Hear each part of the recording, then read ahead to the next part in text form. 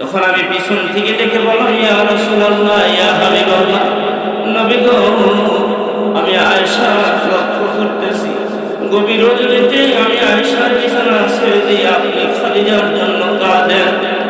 কেন গো নবী, এত রজনীতে, এত গভীর রজনীতে আমি নবীর বিছানা, আমি আয়েশার বিছানা ত্যাগ করে আপনি মসজিদে নববীর মধ্যে এত গভীর রজনীতে কেন আসিয়া খাদিজার জন্য কাঁদেন? আমি জানতে চাই। তখন আল্লাহর হাবিব সাল্লাল্লাহু আলাইহি ওয়াসাল্লাম আয়েশা সিদ্দিকা রাদিয়াল্লাহু তাআলা আনহাকে ডেকে বলেন, আয়েশা রে, আমার খাদিজা এমন একটা খাদিজা, এটা তুমি জানো না আমি খাদিজার সাথে কেমন সম্পর্ক। ও আয়েশা, তুমি আমার স্ত্রী, কিন্তু সুখের সময় স্ত্রী, কিন্তু খাদিজা তা না। খাদিজা এমন সময় আমার স্ত্রী যেই সময় আমি নবী মুহাম্মদ রাসূলুল্লাহ সাল্লাল্লাহু আলাইহি ওয়াসাল্লামকে আরবের কোন একটা মানুষ গ্রহণ করে নাই। আরবের প্রতিটি মানুষ যখন আমি নবীর দুশমন, আমার খাদিজা ওই মুহূর্তে আমি নবী মুহাম্মদকে ভুলে না। ওই সময়ের বন্ধু আমার জানো, হযরত আয়েশা সিদ্দিকা রাদিয়াল্লাহু তাআলা আনহা বলেন, ইয়া রাসূলুল্লাহ, ইয়া হাবিবাল্লাহ, বলুন গো, খাদিজার সম্পর্কে আপনার জবান থেকে কিছু জানতে চাই। খাদিজার সম্পর্কে আপনার পবিত্র জবান থেকে জানতে চাই। আয়েশা সিদ্দিকা রাদিয়াল্লাহু তাআলা আনহা যখন জানতে চাইলেন, আল্লাহর হাবিব সাল্লাল্লাহু আলাইহি ওয়াসাল্লাম আয়েশা সিদ্দিকাকে ডেকে বলেন, ও আয়েশা, আমি যখন গার হিরা থেকে যখন প্রথম নবুয়ত পাই, আমি নবুয়ত পাওয়ার পর আরবের প্রতিটি মানুষের কাছে কাছে গিয়েছি। আরবের কোন মানুষ আমি নবীকে মেনে নেয় নাই, আরবের কোন একটা মানুষ আমি নবীকে স্বীকৃতি দেয় নাই।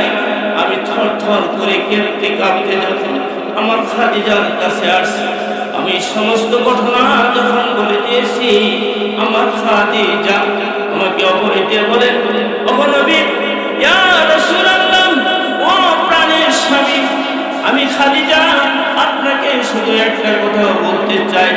আরবের কোন মানুষ যদি আপনাকে নবী হিসেবে স্বীকৃতি না দেয়, কোন মানুষ যদি আপনাকে স্বীকৃতি না দেয়, আমি খাদিজা, আমি বিশ্বাস করে নিলাম, আমাকে পড়িয়ে দেন লা ইলাহা ইল্লাল্লাহ মুহাম্মাদুর রাসূলুল্লাহ। ইবাদি অদখুলি জান্নাতি। আল্লাহ রাব্বুল আলামিন গভীর রজনীতে তিনার খাস বান্দাদেরকে ডাকতে থাকেন, আর ঘুমায়া থেকো না, কার কি প্রয়োজন আছে উঠে আমার কাছে চাইতে থাকো, আমি মালিক দেওয়ার জন্য প্রস্তুত।